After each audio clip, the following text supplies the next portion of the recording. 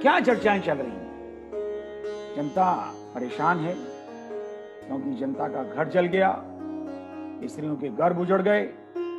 पाप राजा ने किया है, रावण ने किया है, भुगतना हमें पड़ रहा है। हमारा घर जल गया, अब इतनी बड़ी सेना आने वाली है, सबको मारेंगे, वे मतलब जो है मारे जाएंगे।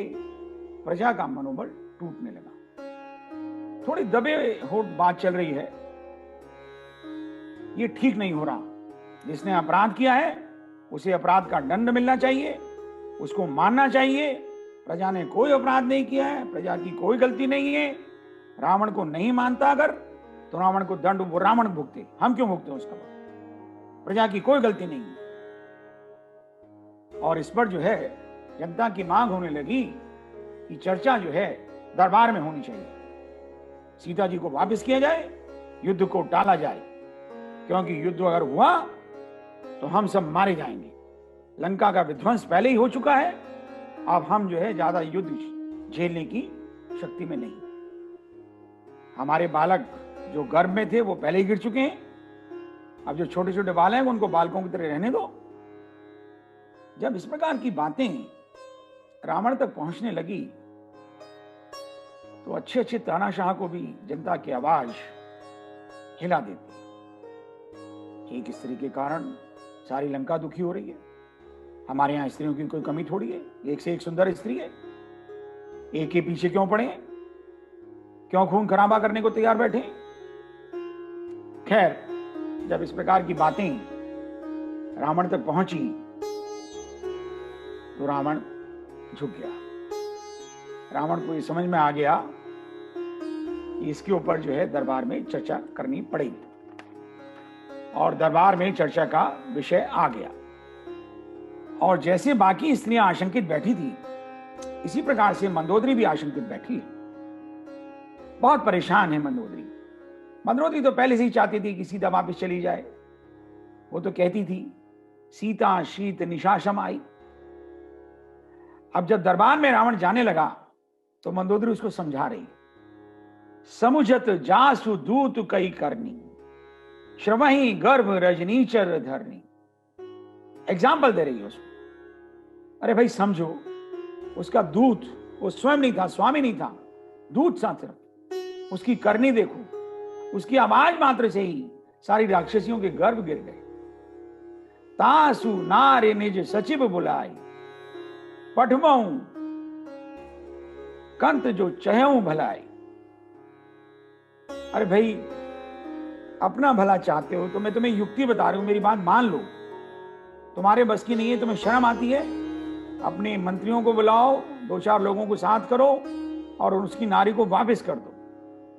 तब कुल कमल विपिन दुखदाई, सीता शीत निशासम आई। इस औरत का यहां रहना ठीक नहीं है। ये शीत की निशा की समान बड़ी लंबी रात्रि है और ये बहुत नुकसानदायक है। खतरा बता रही है मंदोदरी। देखिए किस किस प्रकार से मंदोदरी समझाने का प्रयत्न कर रही है। और जब ऐसा लगा कि नहीं मान रहे तो भगवान शंकर का आसरा दे रही है, भगवान शंकर की कसम दे रही है। सुनहु नाथ सीता बिनु दीने, हित न तुम्हार शंभु अज कीने। क्योंकि रावण जो है भगवान शंकर का भक्त है, तो शायद हो सकता है शंकर जी की कसम देने से ही मान जाए। लेकिन जब उसे लगा कि रावण मानने वाला नहीं है तो बेचारी चुप हो गई। और देखिए रावण क्या कहता है। रावण के ऊपर कोई असर नहीं हो रहा, रावण बल्कि हंसने लग रहा है। श्रवण उठी सठता करबानी, सा जगत विदित अभिमानी। श्रवण उठी सठता करबानी, सा जगत विदित अभिमानी। उसकी बातें सुनकर अभिमानी रावण जो है हंसने लगा। अरे तू तो खाना का डरती रहती है, तू चिंता मत कर। थोड़ा बहुत प्यार जता करके, अपनी गुणगान करके तू लोकपति की पत्नी होकर के भी, लोकपति की भार्या होकर के भी डरती है। और रावण जो है सभा की ओर चला गया। सभा में तो चर्चा पहले से ही गर्म थी। बहस की तैयारी थी। सबसे पहले विभीषण जी का भाषण शुरू हुआ और विभीषण की भाषा देखिए, तुलसीदास जी ने कितनी सुंदर भाषा लिखी है। जो कृपाल पूछ्यो मोई बाता, मति अनुरूप कयौ हित ताता। देखिए शब्द देखिए, जो कृपाल पूछ्यो मोई बाता, मति अनुरूप कयौ हित ताता। मैं आपके हित की बात कहता हूं। आप मेरे से पूछते हैं कृपालु, तो मैं अपनी मति के अनुसार, अपनी बुद्धि के अनुसार मैं आपसे आपकी हित की बात कहता हूं। और क्यों कहता हूं ऐसी बात, तर्क भी दे दिया। सचिव वैद्य गुरु तीन जो, सचिव वैद्य गुरु तीन जो, प्रिय बोल ही भय आस, राज धर्म तन तीन कर, हो यही बेगही नास। प्रभु मैं आपका सचिव हूं, आपका मंत्री हूं। अब जो मैं कहने वाला हूं कुछ कड़वी बात है, लेकिन फिर भी मैं कहूंगा क्योंकि नीति कहती है सचिव वैद्य गुरु। सचिव वैद्य और गुरु अगर डर करके, भय की वजह से मीठी बात बोलते हैं, प्रिय शब्द बोलते हैं, राज धर्म और तन, राज धर्म तन तीन कर। राज धर्म और तन, राज का, धर्म का और शरीर का जल्दी ही विनाश हो जाता है। अतः प्रभु मेरी नीति को, मेरी बात को मन लगा करके सुनिए। और अब जो है विभीषण जी ने बहुत सुंदर स्तुति भगवान राम की। इतनी सुंदर स्तुति की है कि मानस में शायद इससे सुंदर स्तुति कहीं नहीं है। अरण्य कांड में बहुत ऋषियों ने प्रभु राम की स्तुति गान किया है। अत्रि ऋषि ने किया है, अन्य ऋषियों ने किया है, और उसके बाद उत्तरकांड में भगवान शंकर ने स्वयं भगवान की स्तुति गाई, इंद्र ने गाई, ब्रह्मा जी ने गाई। लेकिन ये स्तुतियां प्रभु की अरण्य कांड के अंदर तो छोड़ दीजिए, पर जो उत्तरकांड में स्तुतियां गाई गई हैं वो रावण के वध के बाद गाई। यहां पर विभीषण बहुत सुंदर स्तुति कर रहे हैं और वध से पहले कर रहे हैं। देखिए विभीषण का और मंदोदरी का कितना विशाल दृष्टिकोण रहा होगा। भगवान राम चले हैं युवराज की शक्ल में, भगवान नहीं बने हैं। उन्होंने रावण का वध भी नहीं किया है, अभी सेतु बंध भी नहीं किया है, लेकिन इन लोगों को दृष्टि है, इन लोगों की विशाल दृष्टि है कि वो प्रभु को अभी से पहचान रहे। प्रभु को पहचानने में भारद्वाज ऋषि, और यहां पर जो है उसके पहले शबरी ने पहचाना, और अब ये लोग पहचान रहे हैं। हम लोग भी तब तक भगवान मानने को शायद राजी ना होते। आइए विभीषण जी की स्तुति सुनते हैं। तात राम नहीं नर भूपाला, भुवनेश्वर कालहु कर काला। तात राम नहीं नर भूपाला, भुवनेश्वर कालहु कर काला। ब्रह्म नामे अज भगवंता, व्यापक अजित अनादि अनंता। गोद्विज धेनु देव हितकारी, कृपा सिंधु मानुष तनुधारी। जन रंजन भंजन खल भ्राता, वेद धर्म रक्षक सुनु भ्राता। ताहि बयरु तजिनायहि माथा, प्रणतारति भंजन रघुनाथा। देहुनाथ प्रभु कहूँ बेदेही, भजहु राम बिनु हेतु सनेही। शरण गए प्रभु ताहु ने त्यागा, विश्व दो कृत अहि जेहि लागा। जासु नाम त्रय ताप न सावन, सोई प्रभु प्रकट समुझिए रावण, सोई प्रभु प्रकट समुझिए रावण। विभीषण कहते हैं, हे तात, जिनसे आपने बैठाना है, तात राम नहीं नर भूपाला। हे प्रभु, हे रावण, ये प्रभु भगवान राम साधारण मनुष्य नहीं है, ये साधारण मनुष्यों के राजा नहीं है, ये अनंत कोटि ब्रह्मांड के नायक हैं, चराचर जगत के स्वामी हैं, परापर पर ब्रह्म परमेश्वर हैं, गौ ब्राह्मण पर पालक हैं, वेद धर्म के रक्षक हैं। ठीक है, कितनी सारी बातें विभीषण जी ने कह दी। अनंत कोटि ब्रह्मांड के नायक हैं, चराचर जगत के स्वामी हैं, परापर ब्रह्म पर ब्रह्म परमेश्वर हैं, गौ ब्राह्मण के पालक हैं, वेद धर्म के रक्षक हैं।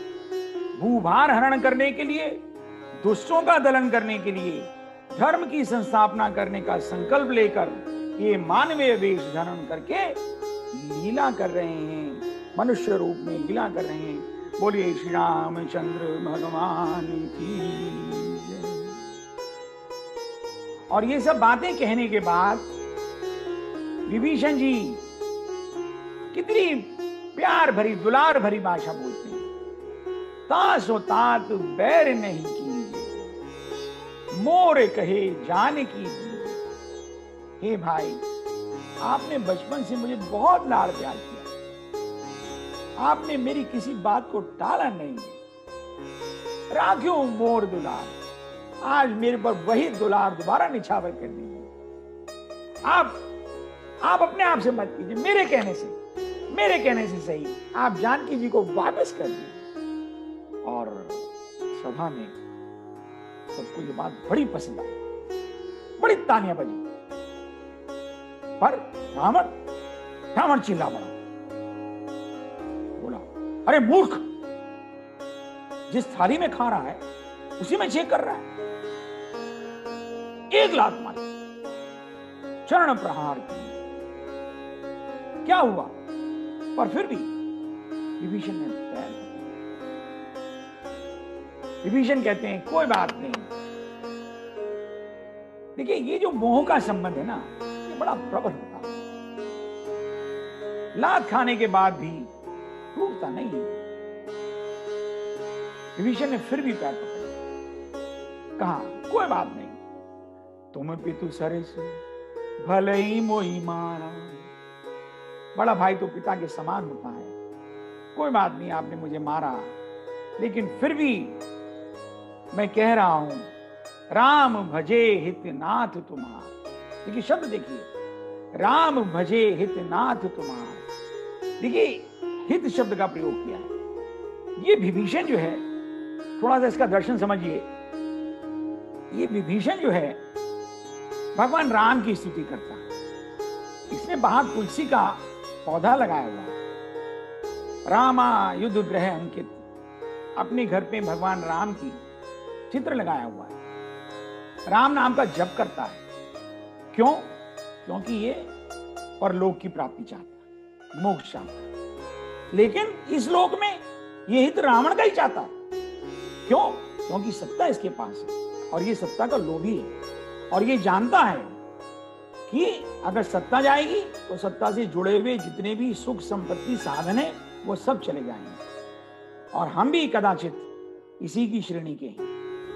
हम भी बहुत सारे लोगों से इस तरह से जुड़े रहते हैं, चाहे हम अपने मन ही मन जानते हैं कि ये बहुत नालायक है, ये बहुत दुष्ट है, इसका आचरण सही नहीं है, लेकिन क्योंकि वो बड़ा आदमी है इसलिए हम उसके पीछे लगे रहते हैं। अगर हम ज्यादा समझदारी करते हैं तो ज्यादा से ज्यादा उसकी बुराई करना बंद कर देते हैं, हम चुप रहते हैं। हम ये सोचते हैं कि चलो होगा, दुनिया के लिए बुरा होगा, हमें कौन सा बुरा कुछ कह रहा है, हमारे तो 100 काम करता है। ये सब विभीषण का नाता है, ये सब मोह का नाता है, ये सब सुख का नाता है। और जब इस प्रकार से बहुत बार बार विभीषण ने भगवान राम की प्रशंसा की और इसको बार बार कहा, तो रावण ने इसको दूसरी लात लाई। खबरदार, नालायक, निकल यहां से। जियसी सदा सठ मोर जियावा। अरे मेरी दी हुई रोटी खाता है, हमारा भोजन करता है और गुण उसके गाता है। जा, चल उसी के पास जा। सठ मिलू जाई तिनहु कहू नीति। सठ मिलू जाए तिनहु कोई नीति। अपनी नीति की बातें वहीं सुना, वहीं चला जा। अब थोड़ा सा दर्शन देखिए, यहां पर जो है रावण विभीषण को खुद कह रहा है तू वहीं जा। रावण जो है विभीषण को मार भी सकता, लेकिन रावण ये जानता है, रावण के मन में कहीं ये बात है कि ये विभीषण जो है जो नीति पढ़ाता है उससे विनाश होता है। इसने मुझे नीति बताई थी कि हनुमान को मत मारो, उसकी पूंछ में आग लगा दो, और उसके चक्कर में हमारी लंका जल गई। अब जो है ये इसी प्रकार की नीति वहां जाकर के राम को बताएगा और उसका भी नुकसान करेगा, तो इसको वहीं जाने दो। दूसरा दर्शन शायद कहीं ये भी है कि रावण को भी ये ज्ञान था कि भगवान का जन्म हो चुका है और मेरे मोक्ष की वजह, मेरे उद्धार का जो मार्ग है वह केवल विभीषण भगवान को बता सकता है, अन्यथा मेरा उद्धार नहीं होगा।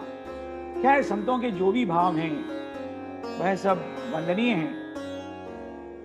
जब रावण ने कह दिया सठ मिली जाए तिनहु कव नीति, तो विभीषण भी 2 लात खाने के बाद बोल पड़ा, मैं रघुवीर शरण अब जाऊं, और अब मैं जो है भगवान राम की शरण जाऊंगा और भगवान